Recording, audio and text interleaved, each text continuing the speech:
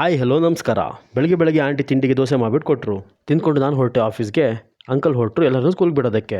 ಈ ದಾರಿಯಲ್ಲಿ ಹೋಗ್ತಾ ಹೋಗ್ತಾ ನನಗನ್ಸಿದ್ದು, ರೋಡ್ ಮೇಲೆ ಗುಂಡಿ ಇದೆಯಾ ಅಥವಾ ಗುಂಡಿ ಮೇಲೆ ರೋಡ್ ಇದೆಯಾ ಅಂತ. ಹೋಗ್ತಿರ್ಬೇಕಾದ್ರೆ ಜೋರಾಗಿ ಮಳೆ ಸ್ಟಾರ್ಟ್ ಆಯಿತು.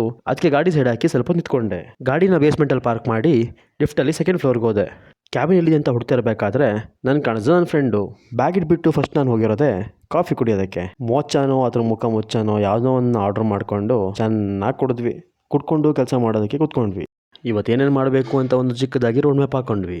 ನಮ್ಮ ಫ್ಲೋರಲ್ಲಿ ಆಟ ಆಡೋದಕ್ಕೆ ಏನು ರೀತಿ ಅಂತ ತೋರಿಸ್ತೀನಿ ಬನ್ನಿ. ಕ್ಯಾರಮ್ ಬೋರ್ಡ್ ಪಕ್ಕ ಇರೋದ್ರ ಹೆಸರು ಗೊತ್ತಿಲ್ಲ, ಅದ್ರ ಪಕ್ಕ ಇರೋದೇ ಟೇಬಲ್ ಟೆನ್ನಿಸ್. ಊಟ ಮಾಡಿಕೊಂಡು ಆಫೀಸ್ ಹೊತ್ತ ಒಂದು ರೌಂಡ್ ಹಾಕ್ಕೊಂಡು ಕೆಲಸ ಮಾಡೋದಕ್ಕೆ ಬಂದ್ವಿ.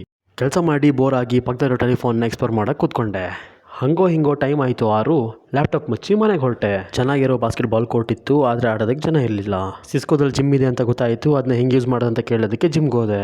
ಅವ್ರು ಹೇಳಿದ್ದೇನು ಅಂದರೆ, ನಾವು ವರ್ಕ್ ಮಾಡ್ತಿರೋ ಬಿಲ್ಡಿಂಗ್ಗೆ ಹೋಗಿ ಒಂದು ಫಾರ್ಮ್ ತೊಗೊಂಡು ಅದನ್ನ ಫಿಲ್ ಮಾಡಿ ವಾಪಸ್ ಇಲ್ಲಿ ಕೊಟ್ಟರೆ ನಮಗೆ ಜಿಮ್ ಆಕ್ಸೆಸ್ ಕೊಡ್ತಾರಂತೆ. ಜಿಮ್ಮಿಂದ ಹೊರಗಡೆ ಬರ್ತಿರ್ಬೇಕಾದ್ರೆ ಕ್ರಿಕೆಟ್ ನೆಟ್ಸಲ್ಲಿ 3 ಜನ ಕ್ರಿಕೆಟ್ ಆಡ್ತಾಯಿದ್ರು. ಪಕ್ಕದಲ್ಲೇ ಇರೋ ವಾಲಿಬಾಲ್ ಕೋರ್ಟಲ್ಲಿ ಒಂದು ಸೊಳ್ಳೆನೂ ಓಡಾಡ್ತಾ ಇರಲಿಲ್ಲ. ಈ ಥರ ಕಾಲೇಜಲ್ಲಿ ನೋಡೋದಕ್ಕೆ ಒಂದಿನೂ ಅವಕಾಶ ಸಿಕ್ಕಿರಲಿಲ್ಲ.